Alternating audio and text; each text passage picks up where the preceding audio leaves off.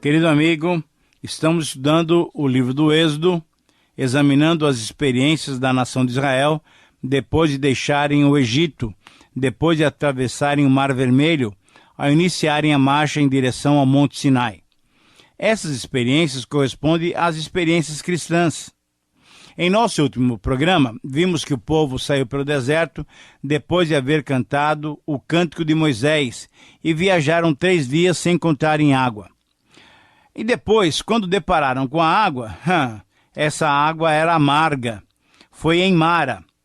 Depois puseram por orientação de Deus folhas ou galhos de uma determinada árvore dentro da fonte e a água ficou doce. Foi uma experiência bem interessante para o povo. Essa experiência nos lembra que foi preciso que Jesus subisse ao madeiro, à cruz, para que pudesse transformar as nossas águas amargas, as nossas experiências amargas, em experiências doces, em experiências agradáveis. Depois, o povo chegou a um lugar chamado Elim, onde havia 12 fontes e 70 palmeiras. Esse é um lugar tão aprazível. Esse lugar nos remete, nos encoraja a pensar na nossa vida cristã, que pode ser vitoriosa e frutífera. É isso que Deus faz com seus filhos. Ele sempre nos leva de Mara para Elim, das águas amargas para as águas doces. Agora, estamos começando então o estudo do capítulo 16, que em primeiro lugar nos mostra o deserto de Sim, mas também nos mostra a vinda do maná e das cordonizes, do versículo 1 ao versículo 10. Em segundo lugar, esse capítulo nos mostra também o envio das cordonizes, do versículo 11 até o versículo 22. E em terceiro lugar, encontramos o povo de Israel recolhendo o maná, do versículo 22 até o 36. Vamos então analisar cada uma das partes desse capítulo. Vamos analisar em primeiro lugar os versículos 1 a 10. Nesse texto, os versículos 1 a 3 nos mostram que o povo de Israel, tendo saído de Elim, foram para o deserto de Sim, a caminho do Monte Sinai. O trajeto já era de 30 dias depois da saída do Egito, conforme nos informa o versículo 1, pois que eles tinham saído do Egito no 15º dia do primeiro mês, e agora era o 15º dia do segundo mês. Provavelmente depois de uns dias em Elim, onde puderam descansar, arrumar os seus pertences, sentaram-se à sombra das palmeiras e beberem água fresca, os israelitas, ainda sem terem a devida noção do que significava ser um povo livre, conforme o versículo 12, o povo de Israel murmurou mais uma vez contra Moisés e Arão. Faltava-lhes o quê? Uma vez faltou água e agora faltava-lhes carne. Reclamaram de modo duro, conforme o versículo 3.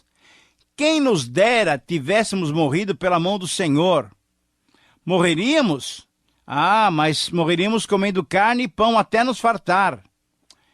Querido amigo, mesmo depois das manifestações divinas em seu favor, seguindo pelo deserto, uma nova dificuldade surgiu à sua frente. Faltou-lhes então alimentação e mais uma vez a sua fé esmoreceu.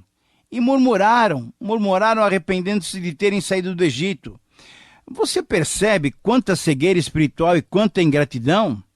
Por causa do desconforto do momento, por causa das dificuldades, por causa das circunstâncias, falharam completamente em perceber a imensa vantagem de estarem sob a bênção e sob a direção de Deus, e não sob a escravidão do faraó. Veja só quanta ingratidão. Os versos 4 a 10 relatam que o Senhor disse a Moisés que então faria chover pão do céu, que o povo deveria recolher a cada dia como prova se obedeceria ou não à lei de Deus. Moisés e Arão, então, disseram aos israelitas que, diante do milagre de Deus, eles teriam de saber de uma vez por todas que fora Deus quem os tirara da terra do Egito e que pela manhã também veriam a glória do Senhor, conforme o versículo 7. Moisés também comunicou a toda a congregação que o Senhor lhes daria carne ao entardecer e pão ao amanhecer, porque Deus tinha ouvido as suas murmurações que tinham feito contra ele mesmo. Explicando assim Moisés e Arão que quando eles murmuravam, não estavam reclamando de Moisés ou de Arão, mas sim do próprio Senhor, do próprio Deus. Querido amigo, temos aqui uma declaração muito importante nesses versículos. Deus ouve as murmurações e Deus não se agrada das nossas murmurações. Deus não se agrada quando nós temos esse espírito de amargura, de reclamação. Mas existem muitos crentes hoje que estão lamentando, estão murmurando. Muitos murmuram e lamentam o tempo todo. Deus não se agrada de um cristão que vive o tempo todo murmurando, insatisfeito, criticando, lamentando, reclamando de tudo. Reclamam da igreja, do culto muito longo, do louvor que só repete as mesmas músicas, do pastor que não cumprimentou, que não visitou, que demorou na pregação, enfim. Deus não se agrada daqueles que, se dizendo cristãos, só vivem murmurando, só vivem reclamando. Querido amigo, os israelitas tinham muito mais disposição para reclamar das privações e dificuldades encontradas no caminho da liberdade do que reclamar dos sofrimentos da escravidão quando estavam sob o domínio e sob o peso da mão do faraó. No final dessa primeira parte, no versículo 10, depois de todas essas palavras, olhando para o horizonte, olhando para o deserto que tinham que atravessar, ao invés de verem as dificuldades, o nosso Deus como é bondoso. Deus quis lhes dar uma visão, uma outra visão.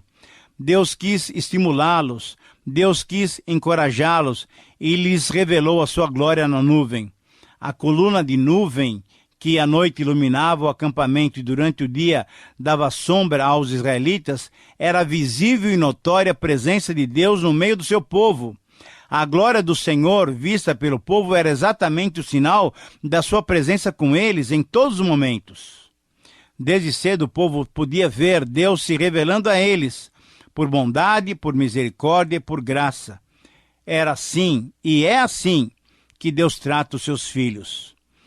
Na segunda parte desse capítulo, na sequência do texto, nos versículos 11 a 21, eles nos relatam o envio das cordonizes. No versículo 11, Deus disse a Moisés que sabia das murmurações de Israel e prometeu-lhes novamente que lhes enviaria carne e pão para que comessem até que se fartassem, para saberem que ele era o seu Deus. E ainda no verso 13, à tarde, vieram as cordonizes e cobriram o arraial. Embora, em outra ocasião, em Números 11, 31 a 34, as cordonizes foram enviadas por Deus com uma disciplina por mais uma murmuração dos israelitas, aqui, essas pequenas aves migratórias da família da perdiz, que eram facilmente capturadas, pois necessitavam pousar depois de um período de voo, vieram como providência abençoadora de Deus para com Israel. Normalmente, elas vinham na corrente de vento oriental, que acontecia próxima aos meses de março e abril, exatamente no período pós-Páscoa. Já naqueles dias, conforme o historiador Heródoto, era um alimento muito apreciado pelos egípcios e, portanto, já conhecido dos israelitas. E ainda hoje, essas cordonizes são consideradas um prato requintado e finíssimo. O alimento que Deus providenciou para com seu povo foi esse alimento de excelente sabor e boa aceitação. Ainda no versículo 13, nos relata que na manhã seguinte, depois de ser dissipado pelo sol, o orvalho que cobria o arraial israelita deu lugar a uma substância fina, semelhante a escamas, fina como a geada. A surpresa era grande. A pergunta direta foi, mas o que é isso? O que é isso? E Moisés então pôde explicar que esse era o pão que Deus lhes dava para o seu alimento. É isso mesmo, querido amigo. O Senhor nos supre em todos os momentos e de maneiras as mais maravilhosas possíveis. Jesus disse, muito tempo depois, que ele era o verdadeiro pão que descia do céu, enviado pelo Pai bondoso, conforme João 6, 26 a 58. Sim, Jesus é o verdadeiro pão da vida. Uma pergunta para você, que só você pode responder. Você tem se alimentado dele? Jesus, ele é a sua fonte de vida? Ele já te deu a vida eterna? Moisés, nos versos seguintes, explica ao povo como e quando colher esse pão celeste, para que cada um tivesse o alimento necessário. A medida de um gomer é equivalente a quase 2 litros, exatamente 1 litro e 760 miligramas, um pouco mais de 1,5 litro. Essa era a quantidade necessária por pessoa. Moisés instruiu para que não o recolhessem e o deixassem para a manhã seguinte. Mas como estavam ainda com o coração fechados para uma fé plena e uma total confiança em Deus, alguns não deram ouvidos a essa orientação clara de Moisés e guardaram esse alimento, demonstrando uma falta de fé e uma preocupação com a alimentação futura. Mas qual foi a sua surpresa, com surpresa desses? Pois na manhã seguinte, o que tinham guardado estava cheio de bichos e cheirava mal. Querido amigo, finalizando essa segunda parte do capítulo 16, conforme o versículo 20, a reação de Moisés não poderia ser outra, foi de indignação. Ele ficou indignado com essa teimosia e clara desobediência. E o versículo 21 conclui dizendo que manhã após manhã havia sempre o suficiente para todos se alimentarem com o quanto quisessem, pois vindo o calor do dia, tudo se derretia. Ah, querido amigo, mesmo diante das reclamações dos israelitas, da sua clara ingratidão, assim como nós o fazemos em nossos dias, quando reclamamos mais das privações por servirmos ao Senhor do que das dificuldades da servidão a Satanás, quando em muitas ocasiões desejamos voltar ao Egito, isto é, a uma vida mundana de pecado, do que prosseguir no caminho da liberdade, das bênçãos e das provisões divinas, o amor e a paciência de Deus são incomparáveis e se fazem presentes em nosso dia a dia. Para os israelitas, Deus proporcionou as cordonizes e o maná. Deus demonstrou sua graça, que suplantava totalmente o trabalho escravo do Egito.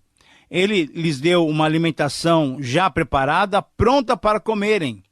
Durante os 40 anos, a cada manhã, eles podiam estar certos de contar com a provisão divina. E quanto a nós? Será que Deus faz alguma coisa também dessa maneira para nós? Com certeza. É Paulo que nos responde essa pergunta e nos faz pensar. Ele diz assim: se Deus é por nós, quem será contra nós?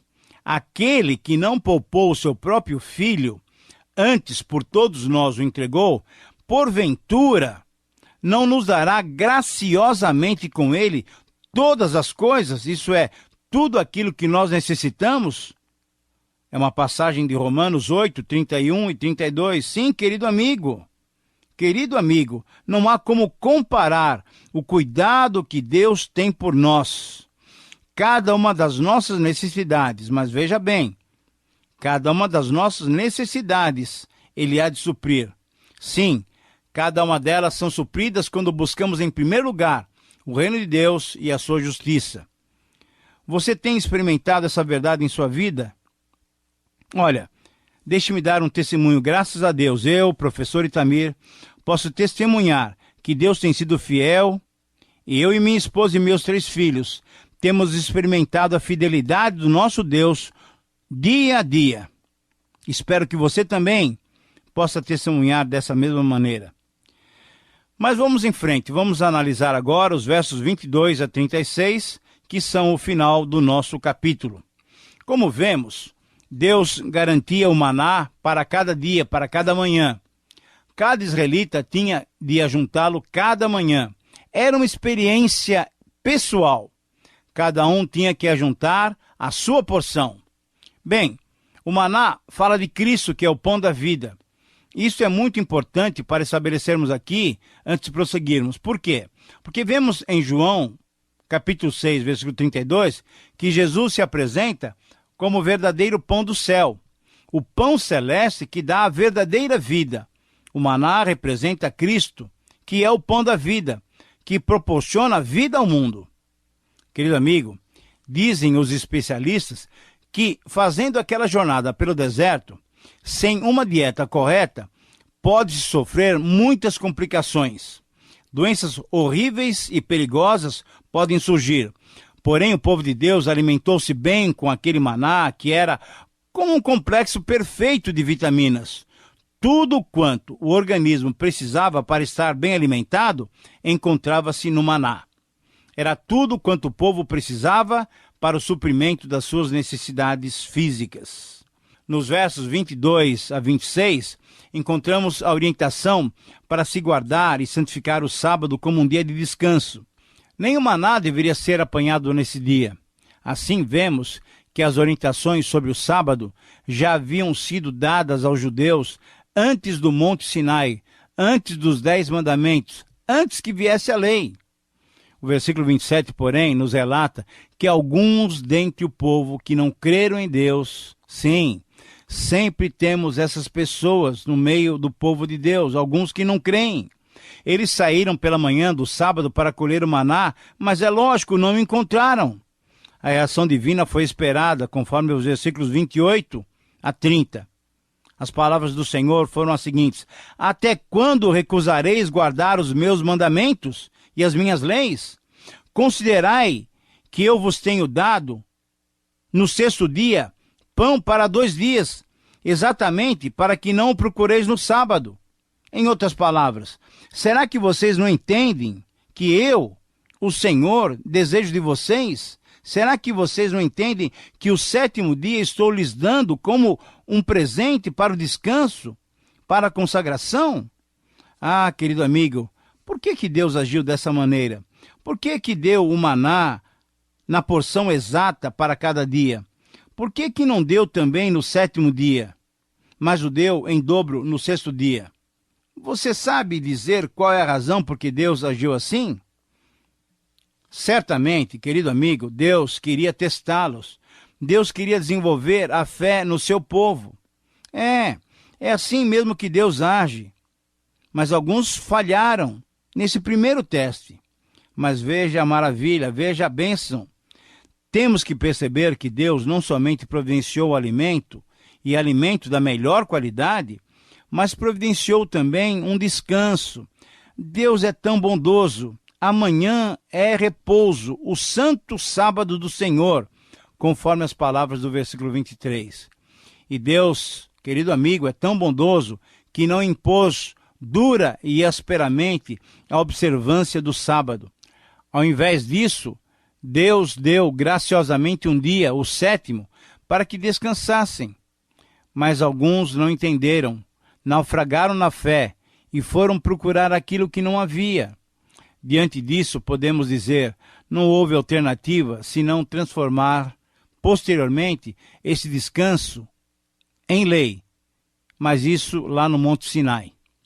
Agora, chegando ao final do nosso estudo, nos deparamos com os versos 31 a 36, e aqui nós temos a narrativa que nos conta sobre o nome dado àquele alimento diário enviado pelo Senhor. Conforme o versículo 31, Israel deu-lhe o nome de maná, um nome sem tradução, na verdade, porque era um alimento completamente desconhecido, um alimento miraculoso, providenciado por Deus, semelhante à semente, uma semente redonda do coentro, branco e saboroso como os bolos de mel. Era um alimento realmente divino.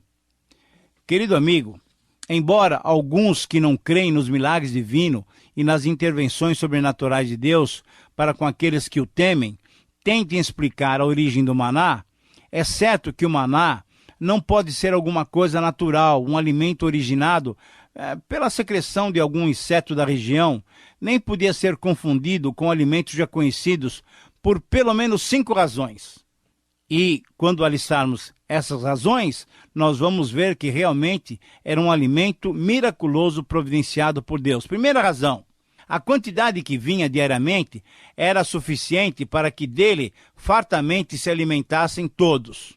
Segunda razão, no 6º dia, a quantidade vinha em dobro, enquanto que no 7º dia não vinha de forma alguma, não vinha nenhuma gota sequer de maná. Uma terceira razão pela qual podemos entender que o maná era um milagre divino é que, quando guardado de um dia para o outro, cheirava mal e criava bichos. Mas, do 6º dia para o 7º dia, quando guardado, isso não acontecia. Não cheirava mal e nem criava bichos. Uma quarta razão ainda para vermos o milagre de Deus na doação do maná é que ele foi preservado na Arca da Aliança, conforme os versículos 32 a 34, nos mostrando que era alguma coisa realmente divina, porque ele foi, durante muito tempo, ficando intacto na Arca da Aliança, sem trazer qualquer problema de mau cheiro ou bichinhos criados. E, finalmente, uma quinta razão, o fato que, durante 40 anos, Israel se alimentar dele, e que ele só cessou quando entraram na Palestina, conforme o versículo 35, realmente comprovam que esse alimento era algo providenciado por Deus, especialmente preparado por Deus para o seu povo, em todo o trajeto que tinham que fazer até a Palestina. Querido amigo, que Deus maravilhoso nós temos. Um Deus que providencia a carne, providencia o pão, providencia toda essa alimentação especial e saborosa, nutritiva, para que o povo tivesse condições físicas e espiritual também, porque a sua fé foi crescendo para essa longa jornada no deserto até a terra prometida. O texto termina com o versículo 36, que nos informa a medida de um gomer, a quantidade diária para que se tivesse uma alimentação adequada. E essa foi a realidade de Israel durante a perseguição, durante 40 anos. Por quê? Porque o nosso Deus é um Deus maravilhoso e bondoso. Terminamos assim o nosso tempo de estudos. Agradecemos a você por sua companhia e agradecemos a Deus por sua capacitação. Que Deus te abençoe e um grande abraço.